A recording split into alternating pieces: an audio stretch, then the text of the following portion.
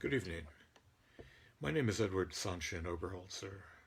I'm the resident priest and guiding teacher for the Joseph Priestley Zen Sangha here in Lewisburg, Pennsylvania. We're an affiliate of Empty Moon Zen. We've had visitors from the West Coast come, shake their heads in disappointment, and inform us that these aren't mountains as we drive through the valleys and hollows nestled between tree-covered ridges here in central Pennsylvania. No, they tell us, these are just rolling hills, mere wrinkles on the face of the earth. Real mountains rise up, jagged, craggy, capped with snow sharp as an axe blade. Real mountains, they would say, were described by Han Shan, that ancient Chinese poet, heard here in the voice of Gary Snyder. Clambering up the cold mountain path, the cold mountain trail goes on and on, the long gorge choked with scree and boulders, the wide creek, the mist-blurred grass, the moss is slippery, though there's been no rain. The pine sings, but there's no wind.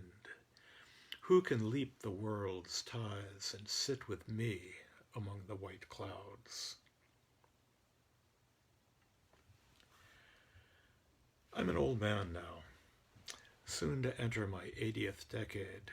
My backpacking days in the Sierras are long behind me, so I feel a certain kinship with the rounded hills here in the middle of Pennsylvania, particularly when I recall that the Appalachians, the range we sit in, are 480 million years old and were once as high as the Rockies and every bit as jagged as the Alps.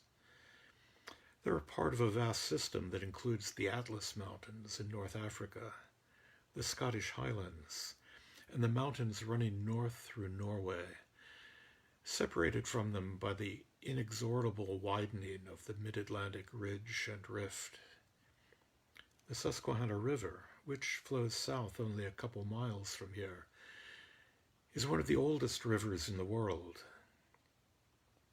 I live in a region that could mark its time in kalpas, that Buddhist concept of an almost inconceivably long period of time, measured out here as a dove has almost completed her once-a-century flight over the hills of iron, caressing them with a silken scarf and eroding them with the faintest of touches. Soon, in another few million years, she'll have completed her task and worn them flat, and that kalpa will have just begun.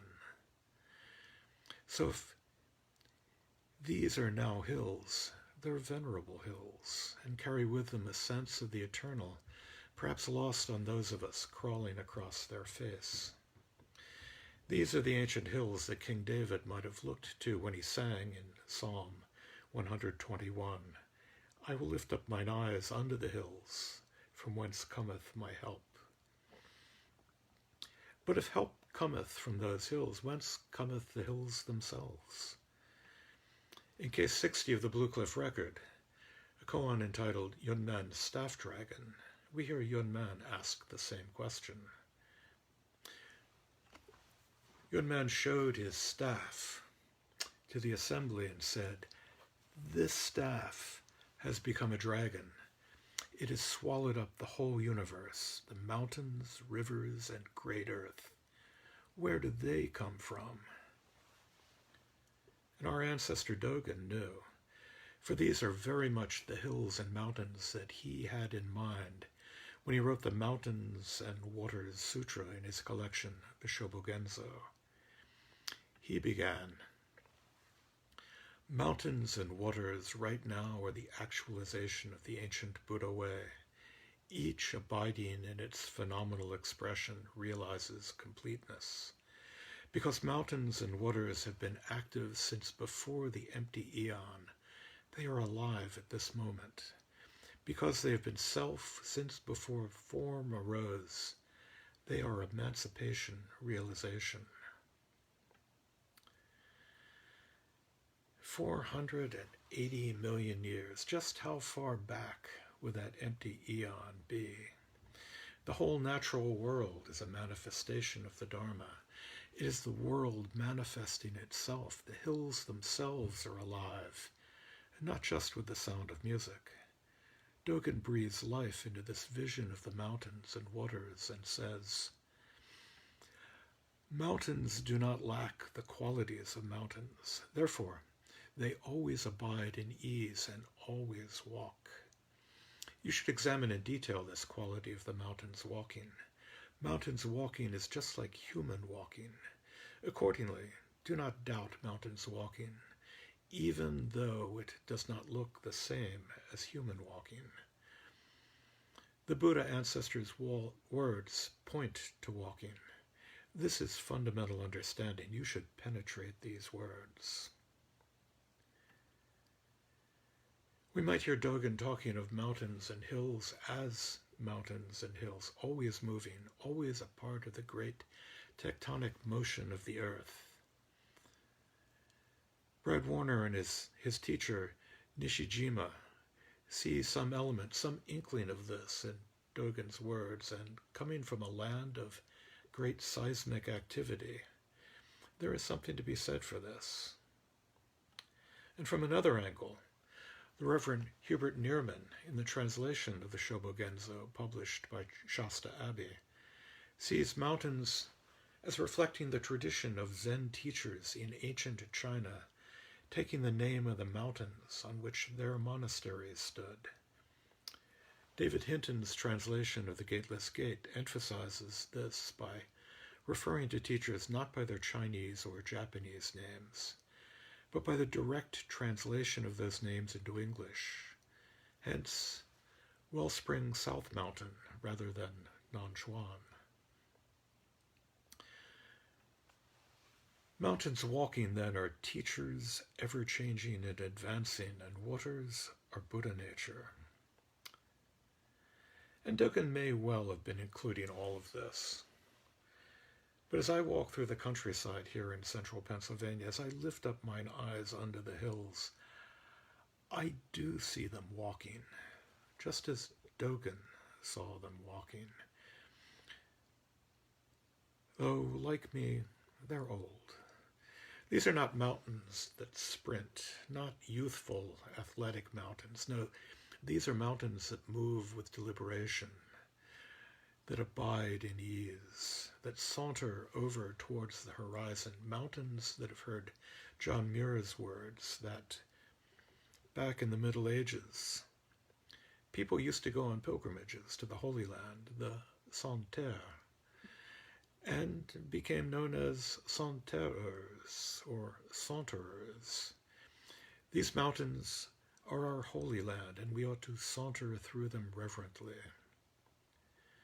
But it's not so much that we saunter through the mountains and hills as if they saunter through us.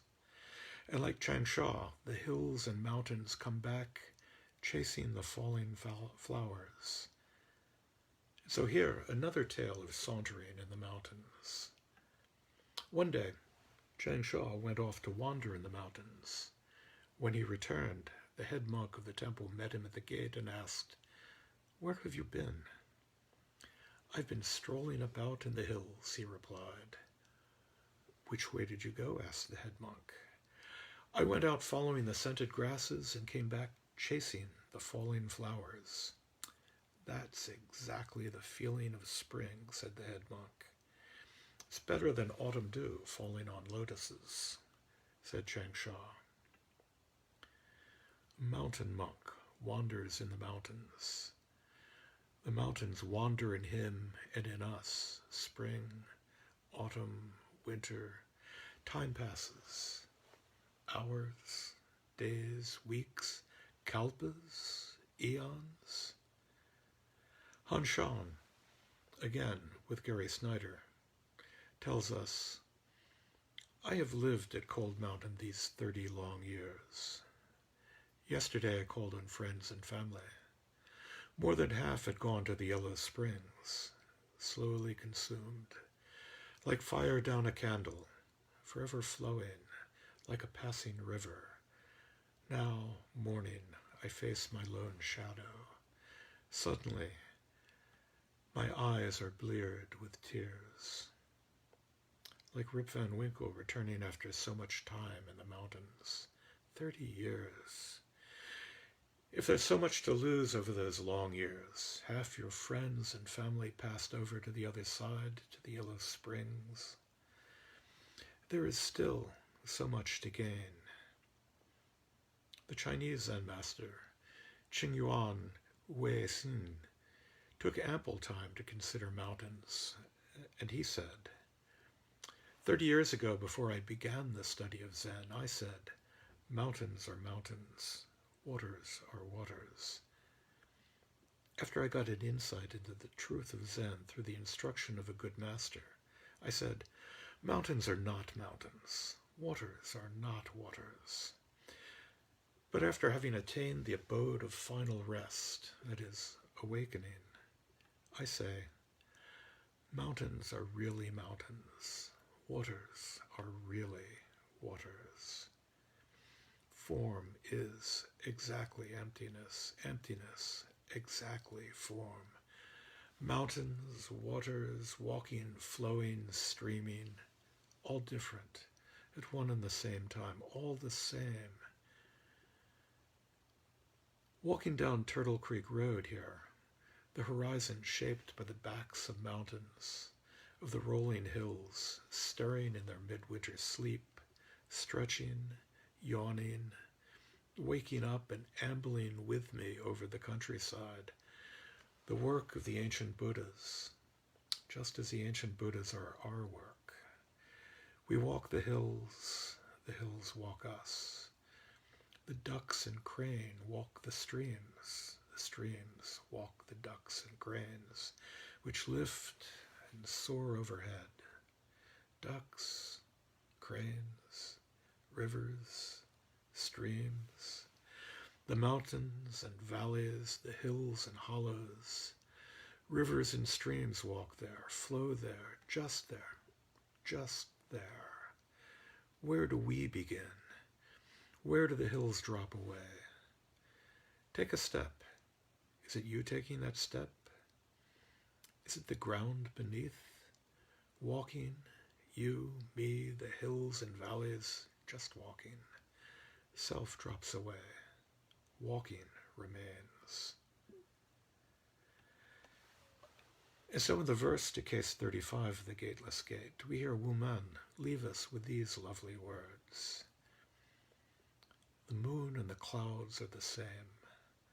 Mountains and valleys are different.